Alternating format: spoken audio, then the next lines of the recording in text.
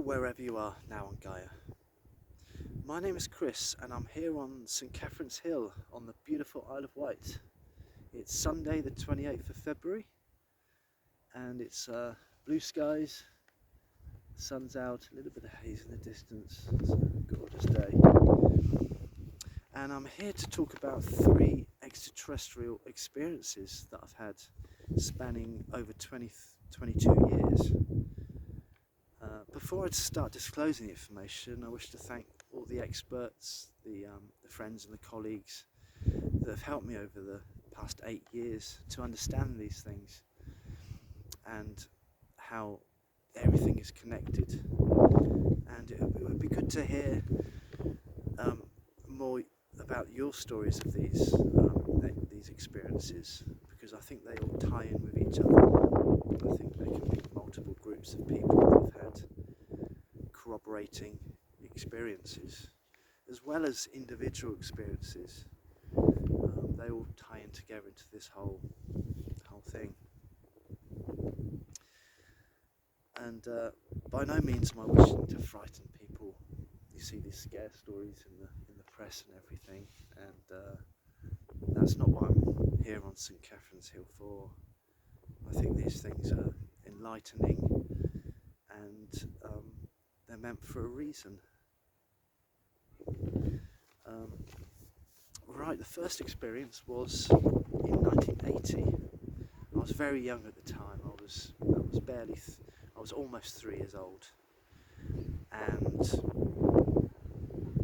I do have eyewitnesses to that night, but for good reasons. They're not being disclosed at this point. And I can't remember too much. I mean, back then memories are only very basic, and it's at the time when you're formatting. But I can still remember a lot of memories, and that memory was very dominant when I was almost 3 years old.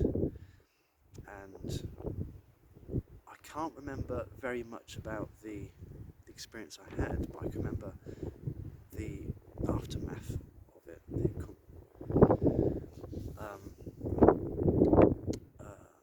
There were the physical marks left on my head, 3 tiny dots, which ties in with another experience I had in 2003. But I'll go to that later. And I also had flashbacks of that night, and very psychic experiences too, with being able to read people's minds quite directly. I think that when you encounter these entities, that's what you can sort of you gain that ability somehow. I'm not totally sure about it myself, how that works. The second experience was in 1991, and I can remember huge amounts of information. I'm not going to go through too much of it at this point, but I will be publishing it. And it was early September in 1991, and I think it was a Saturday night, because the following day I wasn't at school, but I knew something was up, something was wrong, and again the aftermath of it. And it was when these experiences happen, sometimes you don't know straight away what's happened, so you're thinking about it. And with all the experiences that I had, it's kind of been a memory recall, and it takes a week, 2 weeks. Sometimes it can be years you can tap into it.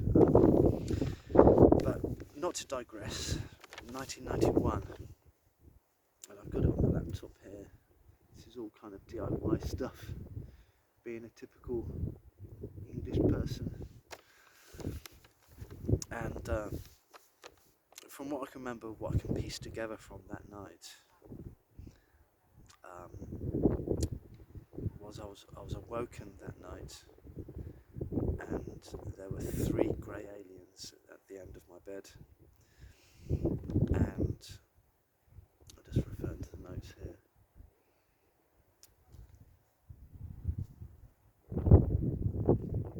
And yeah, they told me not to be frightened, but I was obviously in a state of fear. I just could not move, paralysed with fear. And but I managed, as they got closer to me, I managed to whack or kick one of them, and then they said freeze, which I was just like, at that point then I was completely frozen, and I think they somehow repaired the alien.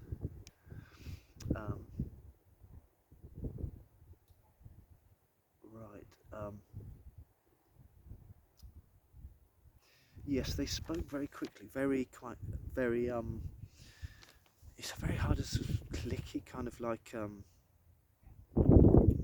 was very interesting. I think they do have a language, but when they began talking to me then, it was more kind of reading my mind, telepathy, and I'm not going to go into too much detail. Obviously there's loads of detail here.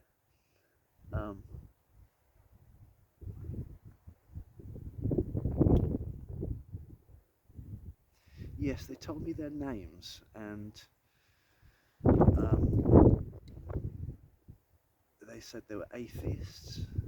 They asked me how many civilizations there were throughout the universe, which was something I've always been interested in, science and space, and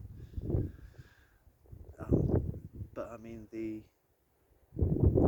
famous Drake equation really wasn't apparent for me at the time, so I really didn't know.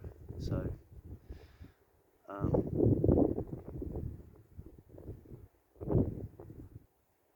yes, another grey alien walked through the room, and they explained this was a messenger.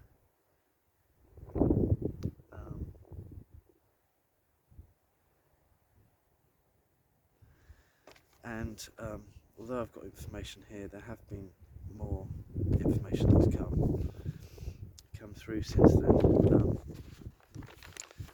I believe there was another set of aliens that were different from the Greys. They were more hooded, and they came through into the house, and then the Grey aliens, they must have did something to me, because then I was blanked out, and the next thing I can remember was being in a room with a man and a girl called Angelina, and I still find it very difficult to picture the man, but I can picture Angelina sometimes when I'm looking back in just great detail. I think we were coupled together, like in school you get, couples doing things, so we were all kind of being led through this thing, and this man, let's go into it now.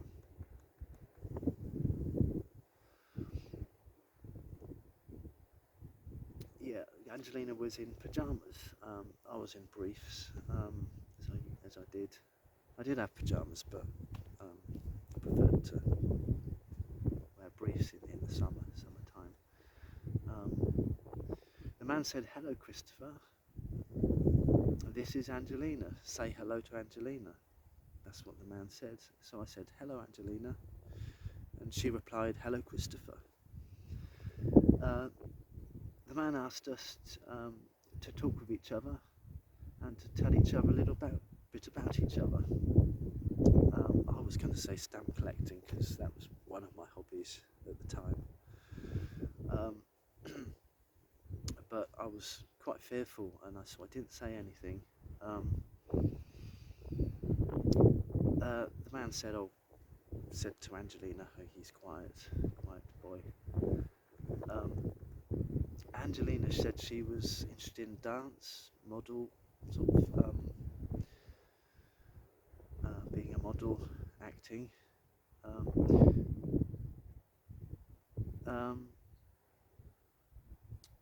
Angelina asked how old I was. I said 13 and a half. And she looked at me. I mean, obviously people just usually say their age, but I said half of the time. She said that she was 16 on her last birthday. The man then asked Angelina to remove her braces. She said, "My dad told me not to take them off at night." She reluctantly took off her braces and gave them to the man. The next thing I remember is being in a... Actually, there is something in between there, and I think it's important to say. The next thing I remember was being in, how could I describe, like a fish tank, like a big, and being sort of consumed by it all, and it was like being weightless. Angelina was beside me, and she seemed to be enjoying it, but I really didn't. I really didn't enjoy that. That didn't last long. I came out of it, and which was really interesting. Then I remember being on some kind of like operating table, very metallic. These tables, very surgical, and I think a series of grey aliens were doing experiments too, and I was there, and a needle went through this eye, and for many years I had a bump there, and the inside my eyelid, that is the skin. The needle went through the eye, and again I sort of blanked out at that point. Very fearful. The next thing I remember was being in a very big room, being sat on a chair, and Angelina was sat on a chair to my left,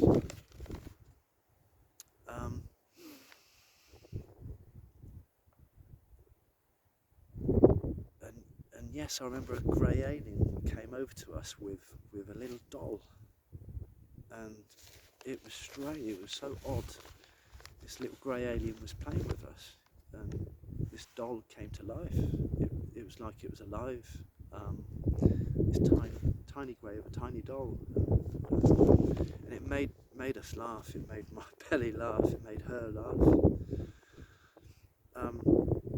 But then it kind of changed. This doll changed, and it got angry, and it made me very very tearful, very frightened and tearful, and it wasn't very nice. The same with Angelina, and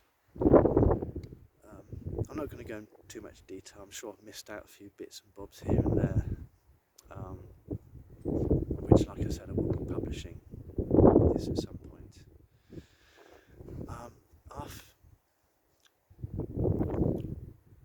Back to the alien and the doll.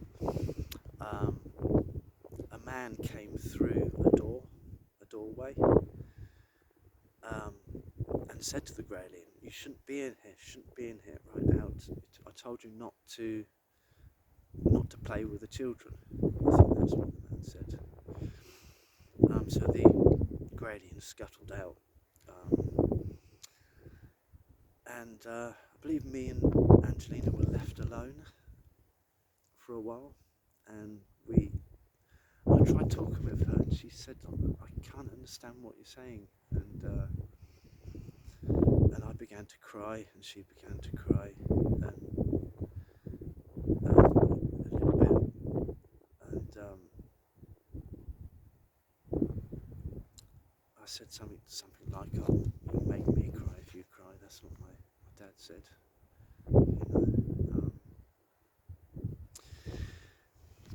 And but then we sort of calmed down, and it's strange because I was walking over to the other side of the room, and I saw a group of children. I hadn't noticed they were there all that time, in like a little circle, and I don't know whether I zoomed in or whether it's out of body. I'm not quite sure, but I remember looking at the children, and they were saying to this one girl, "Oh, we heard you could sing. You could sing really well. Can you sing?"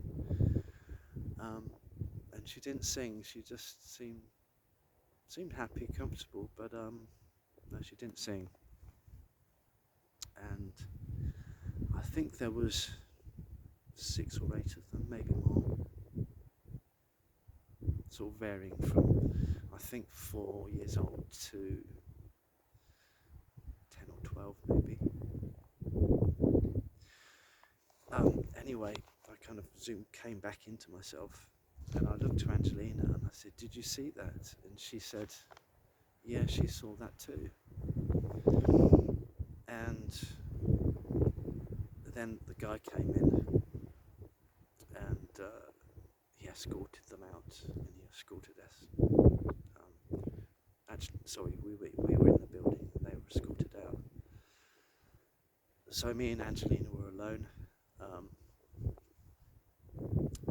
I don't want to go into detail after that, but it will be published. After that,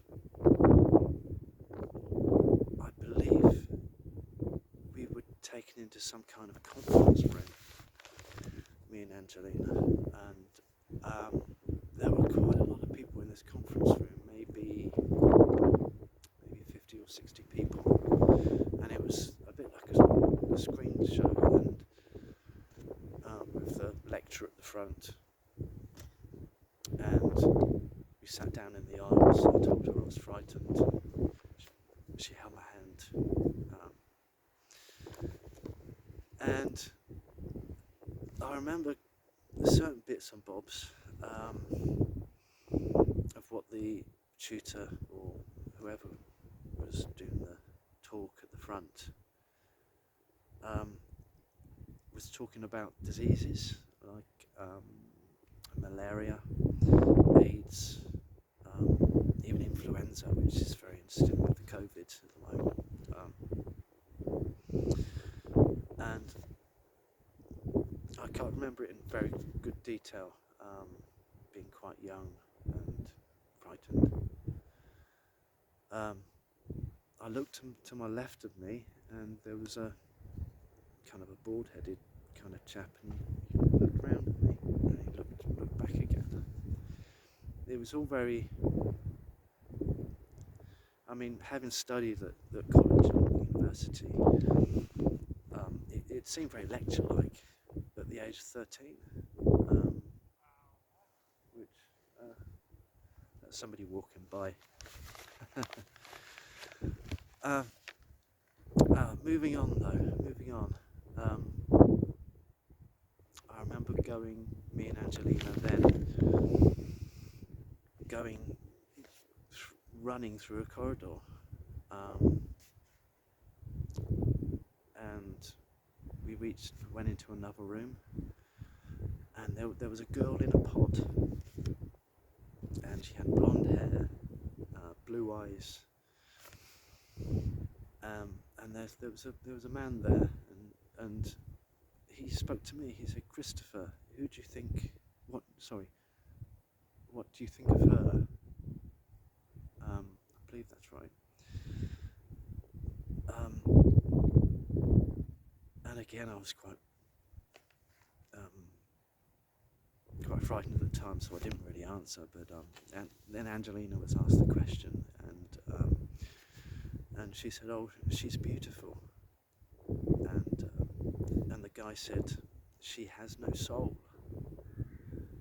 And after he said that, we looked at her, and her eyes were blinking open and shut.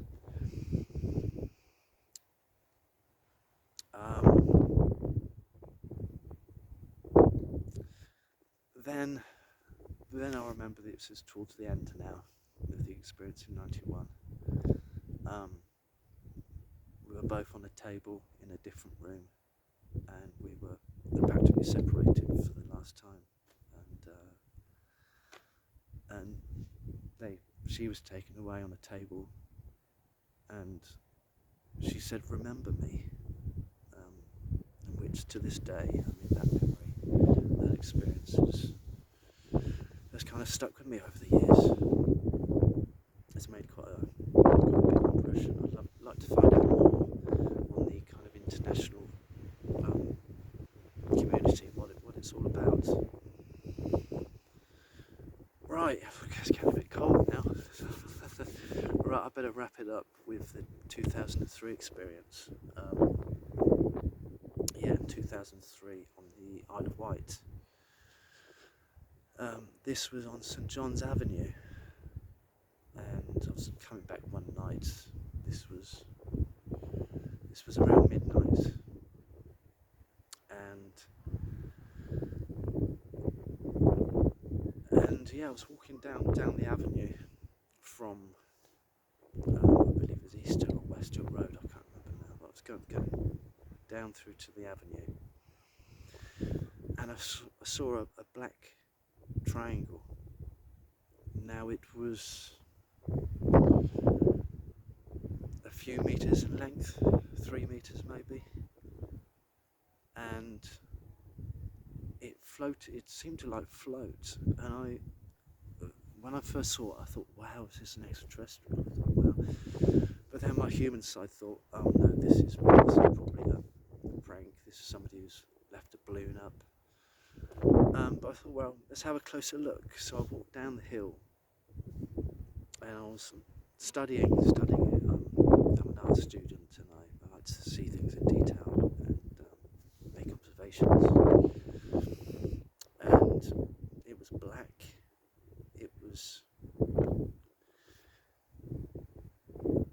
It was like a very dark glass, black, and as I was watching it, I could see the underside, 3 protruding, concave, round circles, 3 of them, 1 on each corner of the underside. I couldn't make out the top side of the craft.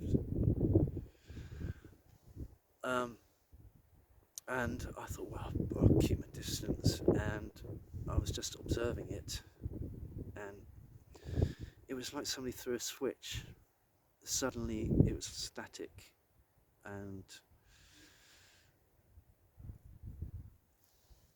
then I began to get very frightened. I tried to run, and I couldn't run. It was again like I was paralysed, and the craft moved, and my legs, for some reason, I ran to the craft without, it was like somebody who was controlling my brain, making me walk, cutting that motor function off, and they had control of that motor function.